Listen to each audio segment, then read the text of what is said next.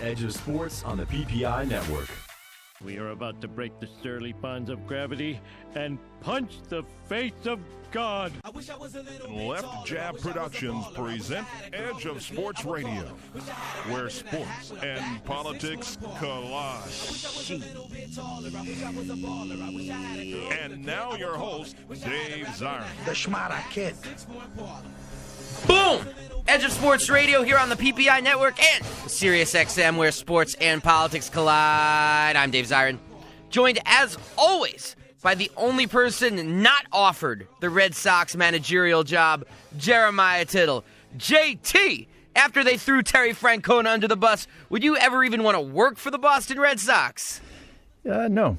No. I mean, seriously. I mean, it would be like, yeah, we love Jeremiah Tittle here at Red Sox land, but, you know, he molests dogs in his spare time, and that disturbs some of us in upper management. I mean, that's how they've treated Terry Francona. Got to do the credit check. Got to do that. Background check. It's like, jeepers, thanks so much for the 2 championships. Now, about those sleeping pills. Ooh, did I say that? My goodness. Seriously, though, it's an awesome day here on Edge of Sports Radio, because this is one of the great sports days of the year. Unreal. First of all, last night, arguably the greatest World Series game ever played. The St. Louis Cardinals, down to their last strike twice, comes back to win it by the seat of their pants. And who was hotter that night than David Freese? Get that turn of phrase? I did that all by myself. You must be a writer. Hey, yeah, not a good one based on that. And, you know, I'm so happy about this World Series. I'm so happy about this final game tonight, Friday night, Game 7, that I'm not even going to be a hater about the fact that for some reason the wild card team that only made the playoffs on the last weekend of the season is hosting Game 7 of the World Series, thanks to Bud Selig's idiocy about awarding home field advantage to the team that wins the frickin' All-Star game. So, other than that, Bud Selig, you idiot! I think I'm just too excited. It's going to be a fantastic game. And seriously, last night showed why baseball, at its best, is the most dramatic, heart-pumping sport on the face of the earth. But it's not just about the Major League Baseball and the World Series.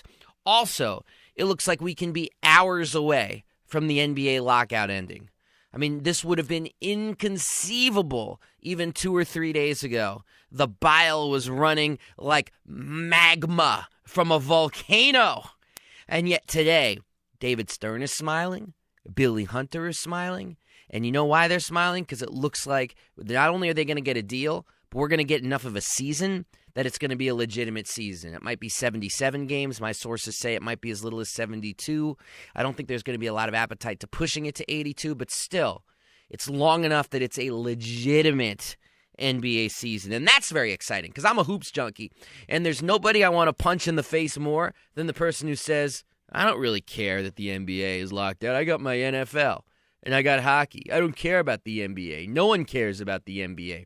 I just want to punch them repeatedly because I care about the NBA. And I have felt over the last several weeks like David Stern was breaking into my home and jacking my TV because I love the L, and I'm so glad it's going to be back. But that's not all. College football this weekend. And I'm not even a college football fan. You notice we only talk about it on this show when we want to burn the system to the ground and try to create something even marginally just. But this weekend, Stanford plays USC. That means Andrew Luck and this kid Barkley, Matt Barkley, who's the quarterback for USC. Very exciting to see how they do against each other. And then NFL this weekend. Steelers, Patriots, Eagles, Cowboys. I mean, these are great games. And the Eagles, as hard as they've done this year, they win this game, they're 3-4. Cowboys lose, they're 3-4. How you like me now, says Andy Reid, and the offensive coordinator who's coaching the D, or the D coordinator who's coaching the O. I mean, just a mess on the Eagles sideline. Yet, guess what? The Eagles are one of the top teams in the NFL in rushing. That hasn't happened in eons. But that's how good they are with that LaShawn McCoy, Michael Vick attack. And so I'm just so excited about all the sports that's swirling around my brain right now. But first, I got to talk about the World Series. And I'm very excited about this week's show because we are going to talk, I should say, to Jarvis Green, who played for the New England Patriots. And we're going to talk to Jarvis about a whole host of issues relating to what it was like to win 2 championships under the reign of Bill Belichick. We're also going to talk to Laurent Prophet, former All-American and NBA player. We're going to talk to Scoop Jackson of ESPN.com, who was arguing recently that the NBA players should actually try to not play this entire season. He called it a call to inaction, and he put out a clarion call to say this is about principle and you need to just back away from the whole year. So I'm excited to talk to Scoop about that. But first, look, I've got baseball on the brain. And I got to say, if people who listen to the show regularly might think I only like baseball when it's time to complain about baseball. Complain about Bud Selig, complain about their policies towards the state of Arizona, complain about the way the league sort of bathes itself in its history of civil rights and progressivism and Jackie Robinson, when in reality, baseball is as much of a backward right-wing institution as anything in professional sports. And so you hear me say that a lot. But last night you saw why it's worth all the effort to complain about baseball. Because at its best, it's just that magical. I mean, if you missed it, I feel bad for you. This is who I feel bad for. I feel bad for the hundreds of executive, big-moneyed St. Louis Cardinals fans who left the stadium in the 7th inning, down 3 runs because they assumed the game was over. It was 7-4. They thought the game was over. They figured, well, we're just going to beat the traffic, and they left. Hundreds and hundreds of people did that. I feel sorry for them today. I feel sorry for their ignorance. I feel sorry for how sheltered they are. I feel sorry for the 1%, and I feel sorry that I'm probably going to go over to their mini mansion at some point this weekend and occupy their house. I'm going to occupy the St. Louis fans who walked out of the stadium that day, yesterday, and missed the greatest World Series game ever. And you know what? This is who else I feel sorry for. And I'll say this. I feel sorry for Ron Washington, the manager of the Texas Rangers. I love Ron Washington. I love Ron Washington. And some people say, oh, that's just because you're some bleeding heart liberal and there's so few African-American managers and you support. Nah, BS. I'm a Mets fan, and I was no fan of Willie Randolph as manager of my team. I like Ron Washington because his players would go through a wall for him. And that's the thing about baseball managing, especially in the American League where you don't have the pitcher batting. It really isn't about strategy and when you pull the double steal or any of that nonsense. It's about, will your players go through hell in a gasoline suit for you? And they have gone through hell for Ron Washington. Think about the year that the Rangers have had, the horrible tragedy where that firefighter died falling off the landing when Josh Hamilton threw him a ball trying to be a good guy. Think about the hell they've been through losing Cliff Lee, not having an ace going into this season. Think about the hell with their injuries, lineup changes, and all the rest of it. And yet they still win because, you know what? There's general skill parity as long as you're not a team like the Kansas City Royals. And the Rangers players just want it more, and you put that to Ron Washington.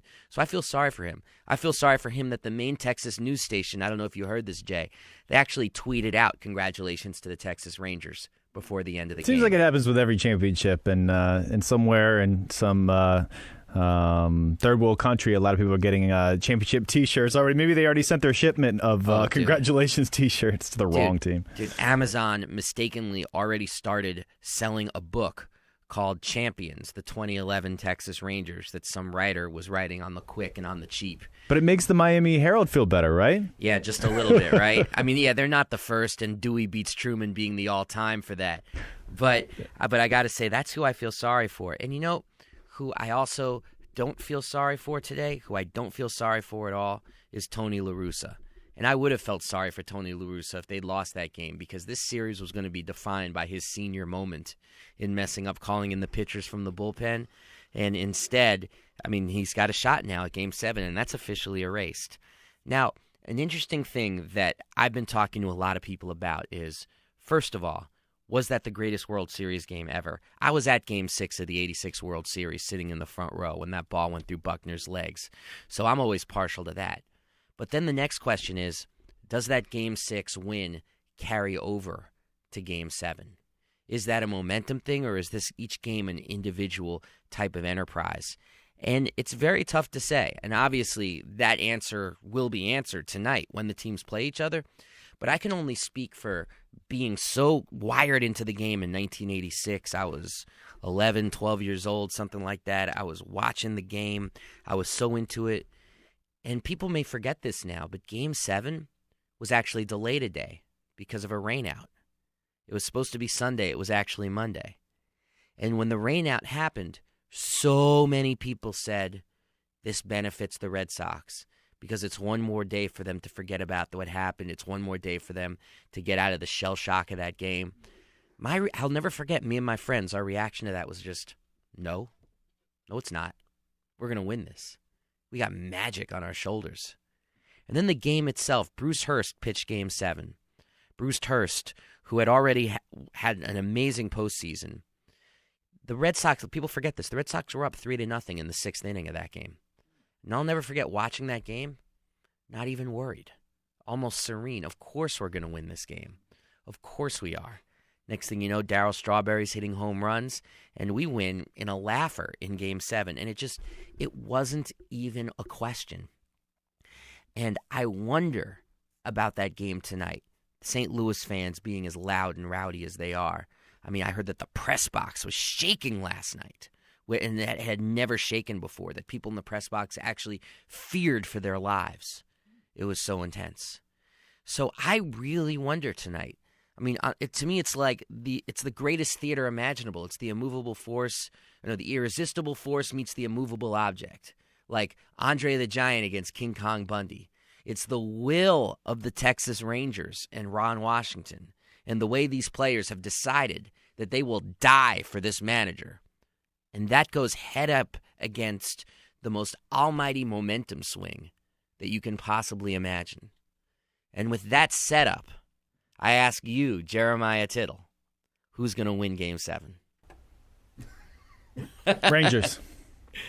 I say Rangers as well. Because once all the smoke is cleared, once all the dust has left your eyes, once all the people are quiet, once Coach Kevin McNutt shuts his mouth so we can hear the millions of the Edge of Sports fans, once all of that has taken place, the basic truth is that Chris Carpenter is going to be pitching on 3 days rest for the Cardinals. And historically, pitching on 3 days rest, you'd rather have Karen Carpenter throwing that ball instead of Chris Carpenter. So that, to me, is the deal breaker. It's like everybody talks about Tebow's heart, Tim Tebow. It's like, you know what? You could have a heart so big it can crush this town, to quote Tom Petty. If you can't throw a ball, you're not going to be a good quarterback, period. It's the same with Chris Carpenter. If he can't produce on 3 days rest, then that's half the ball game right there. I mean, of course, anything can happen. It's baseball, but I'm going to throw my hat in the ring for the Texas Rangers and for Ron Washington. It would be the first championship in the history of that team.